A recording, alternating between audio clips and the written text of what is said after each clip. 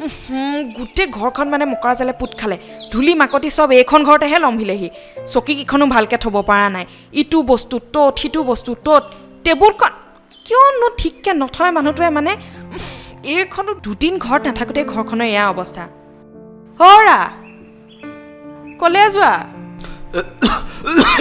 কালি মালখিনি যে আহিছিলে সোনকালে গৈ পেলাই মিলাবগৈ লাগে দোকানত মালখিনি ভাগ্য আহিয়ে টিফিনটো ৰেডি কৰি থৈছিলোঁ বুলিহে ভালেই কৰিলা হেৰি তোমাৰ লগত মোৰ কথা এটা আছিল হে তোমাৰতো পিছত ক'বা যিসোপা কাম উলিয়াই থৈছে এসোপাত লাগোতে লাগোতে মোৰ ইম্পৰ্টেণ্ট কথা এটা ক'বলৈ পাহৰি আছোঁ কি কথা আমাৰ গাঁৱত শংকৰদেৱৰ তিথিৰ দিনা এইবাৰ ডাঙৰ অনুষ্ঠান এটা পাতিব আমাৰ ককা বায়ন আছিল নহয় অঁ ককাৰ অৱস্থা বেয়াৰ কাৰণে গাঁৱৰ মানুহে মিলি ককাক খোল এটা কিনি দিছিল অঁ ককা ঢুকোৱাৰ পিছত খোলটো দেউতাৰ কান্ধত উঠিল দেউতা যোৱাৰ পিছত ভাইটি আৰু নিশিকিলে খোলটো বেৰতে ওলমি থাকিল আৰু এটা কথা কি জানা খোলটো এতিয়া 50 বছৰ হ'ল সিদিনা গাঁৱৰ ল'ৰাকেইটাই আহি ক'লে গুৰুজনাৰ তিথিৰ দিনাখন খোলটো বোলে শৰাই এখনত ধুনীয়াকৈ সজাই থ'ব আলমাৰী শৰাই এখন আকৌ আনি ইয়াত কেলে থলা হেৰি মোৰ দেৰি হৈছে টিফিনটো সোনকালে নিদিয়া কেলে হে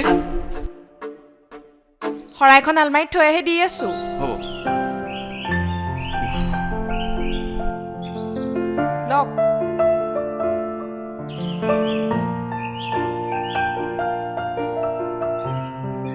ৰ'বচোন আলমাৰীত থকা শৰাইখনটো আছে এইখন ক'ৰ পৰা কালি কাঁহ পিতলৰ বেপাৰী এটা আহিছিলে তাৰপৰা কমতে পাই লৈ থৈ দিলোঁ তাৰমানে প্ৰিয় ককাইদেৱে শৰাইখন বেপাৰীটোক বেছি দিলে তুমি কথাটো কেনেকৈ গম পালা শৰাইখনৰ ভিতৰত পাইছিলোঁ কথাটো মই তোমাক অথনিয়ে ক'ম বুলি ভাবিছিলোঁ ককাইদেউ শৰাইখন বেচা কথাটো মই জানো জানা কেনেকৈ জানা কাৰণ প্ৰিয় ককাইদেউৰ পৰা লোৱা শৰাইখনৰ বেপাৰীটো ময়েই কি অঁ কালি সন্ধিয়া প্ৰিয় ককাইদেউ আমাৰ ঘৰলৈ আহিছিল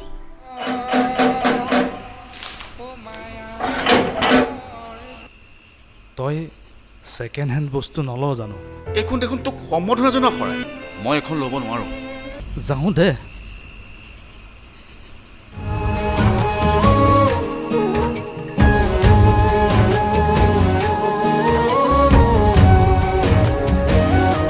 আছে হুমুনিয়া হতাশ হিয়া এখন ল অৰুণ বিননি হাই কামটো কিন্তু তুমি ভাল নকৰিলা জানো মই ভাল কাম কৰা নাই কাৰোৰ পৰা এটকাও এনেই নোলোৱা প্ৰিয় ককাইদেউৰ সহায় হওক বুলিহে মই বাধ্যত পৰি শৰাইখন ল'বলগীয়া হ'ল কি পৰিস্থিতিৰ কাৰণে বা ইমান সন্মানৰ বস্তুটো ককাইদেৱে বেচিব লগা হ'ল তাকে মই সুধিম বুলি ভাবিছিলোঁ বেয়া লাগিল নুসুধিলোঁ বাৰু যি হৈ গ'ল আজি দোকানৰ পৰা অলপ সোনকালে আহিবা কিয় এফালে যাব লগা আছে হ'ব দিয়া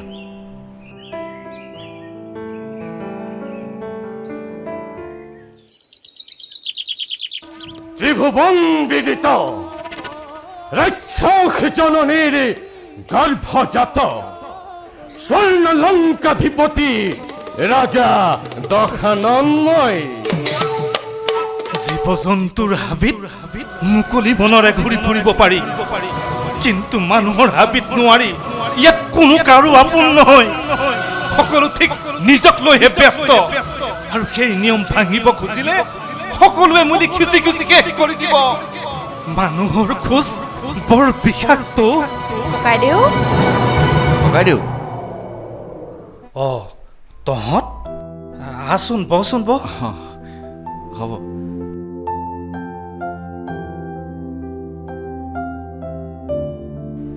ককাইদেউ টোপনি গৈছিলি নাই এই বৰভগীয়াৰ পৰা ল'ৰা কেইজনমান আহিছিল সিহঁতে বোলে গাঁৱত নাটক এখন কৰিব বহুত দিন নাটক হোৱাই নাই বোলে মই আকৌ এইবোৰ এৰিছোৱে বুজিছনে কিন্তু সিহঁতে জোৰকে ধৰাত অকণমান চাই দিম বুলি ক'লোঁ আৰু তাকে চাই আছিলোঁ হেৰা শুনিছা চাওঁ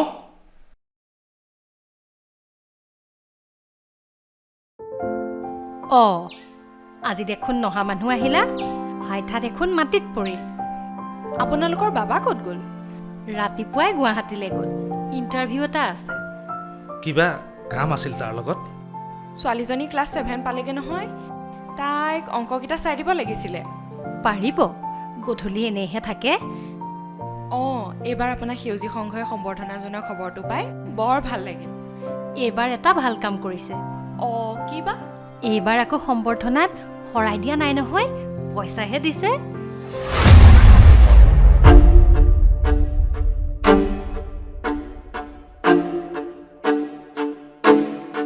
ঠিকেই কৰিছে দিয়াচোন শৰাইখন পালে আকৌ সজাই থোৱাহে হ'ব পইচাকেইটা পালে কিবা এটা কামতো লাগে তোমালোক বাৰু এতিয়া বহা মই চাহ একাপ বনাওঁগৈ নালাগে নব আমি ঘৰত চাহ খায়ে আহিছোঁ বহাচোন ইমান দিনৰ পিছত আহিছা চাহ একাপ নোখোৱাকৈ যাবা নেকি বহা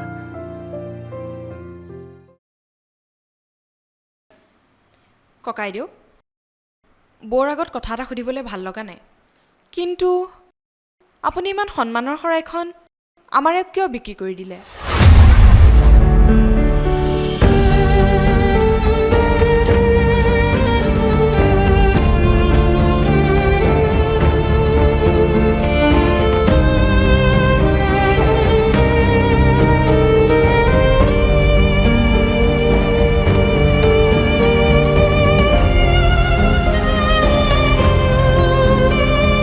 ককাইদেউ তাকে মানে ময়ো জানিবলৈ আহিছিলোঁ কালি ৰাভা দিৱসৰ সম্বৰ্ধনা লৈ আহি মই যেতিয়া ঘৰৰ বাৰাণ্ডা পাইছিলোহি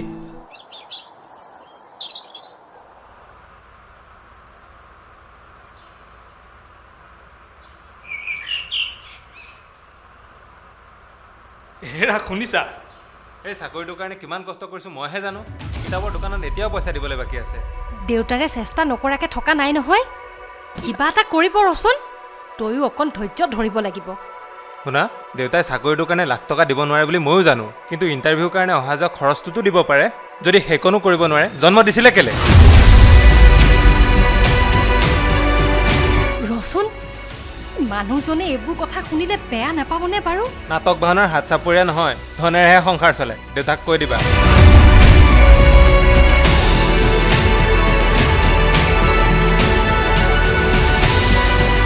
ৰচোন মানুহজন আহি পাবহি এতিয়া তেওঁ যদি এইবোৰ কথা শুনে মনত কষ্ট নাপাবনে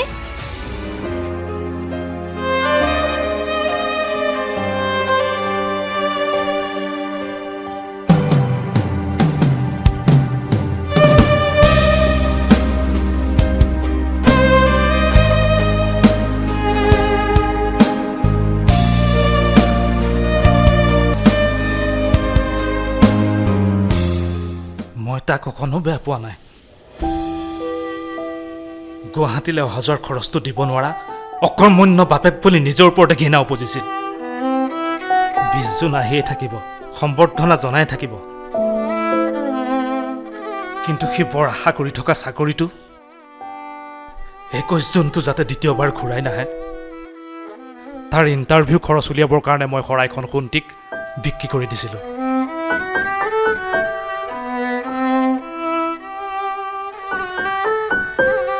বাকীখিনিতো তহঁতে জানই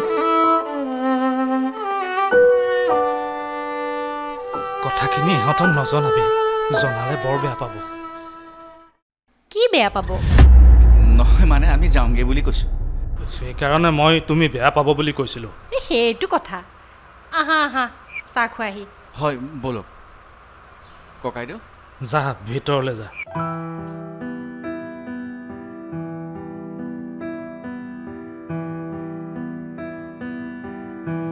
নব আমি আৰু এটা বিশেষ কামৰ কাৰণেহে আহিছিলোঁ কোৱাচোন এইবাৰ ৰাভা দিৱসৰ দিনা মই এজন শিল্পীক সন্মান জনাম বুলি ভাবিছিলোঁ পোনপ্ৰথমে মোৰ ককাইদেউৰ নামেই মনলৈ আহিলে সম্বৰ্ধনাৰ বাবে কিবা এটা আনিও থলোঁ কিন্তু হঠাৎ গড়লৈ যাবলগীয়া হোৱাত দিয়াই নহ'ল সেয়েহে আজি আমি আহিছোঁ ককাইদেউক সন্মান দি জনাবলৈ হেৰা হা দিয়া আকৌ অঁ শৰাইখন তুমিনো এইবোৰ কিয় কৰিব লাগে কৰিব লাগিব নব মোৰ ককা আৰু দেউতা দুইজনেই শিল্পী আছিল এজন শিল্পীয়ে কিমান কষ্টৰ মাজেৰে শিল্পৰ সাধনা কৰে মই জানো আনৰ দৰে শিল্পীয়ে পোৱা সন্মানকণো মই কাঢ়ি নিব নোৱাৰোঁ। প্ৰকৃত শিল্পীক সন্মান জনাবই লাগিব। ককাইদেউ,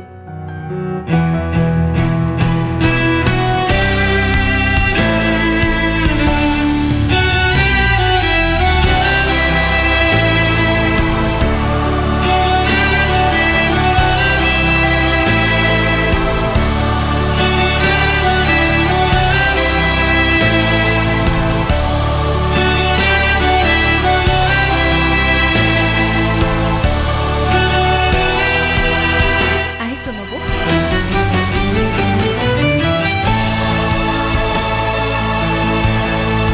আহোঁ ককাইদেউ।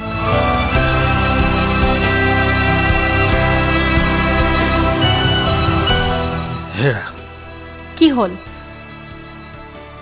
এই শৰাইখন মই সকলো জানো। জানা? কি জানা? এইবাৰ সম্বৰ্ধনাত আপোনাক শৰাই এখন দিছে বুলি মই জানো। আপুনি সম্বৰ্ধনাত শৰাই লৈ থকা ফটো এখন বাবাৰ লগৰ এটাই তাৰ মোবাইললৈ পঠিয়াইছিল। শৰাইখনৰ সলনি আপুনি মোৰ হাতত টকা 1500 দিওঁতে মই ভাবিছিলোঁ। তেতিয়াহ'লে শৰাই বেচা কথাটো বাবায়ো গম পালে। এতিয়ালৈকে গম নাপায়। সুধিছিল, মই বাকচতে ভৰাই থৈছোঁ বুলি ক'লোঁ। মই সকলোৰে আগত উলংগ হৈ গ'লো নহয়নে? আপুনি যি কৰিছে ঘৰখনৰ কাৰণেই কৰিছে। এতিয়া এইবোৰ ভাবি বহি থাকিব নালাগে।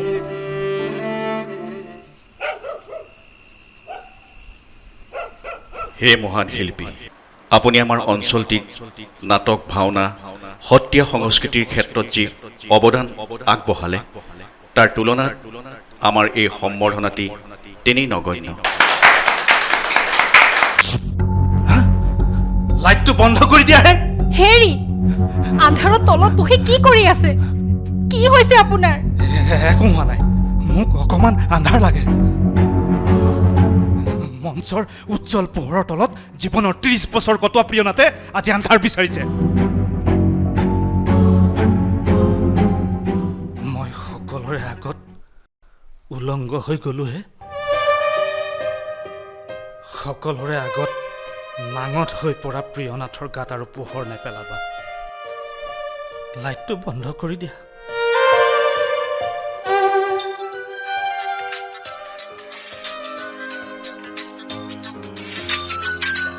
বাবা, হেল্ল', মা, মোৰ চাকৰিটো হ'লনে? বাবা? অঁ, সোনকালে জইন কৰিব লাগিব। মই ঘৰলৈকে গৈ আছোঁ আৰু দেউতাক ক'বা। হেৰি, হেৰি শুনিছে? বাবাৰ চাকৰিটো হ'ল।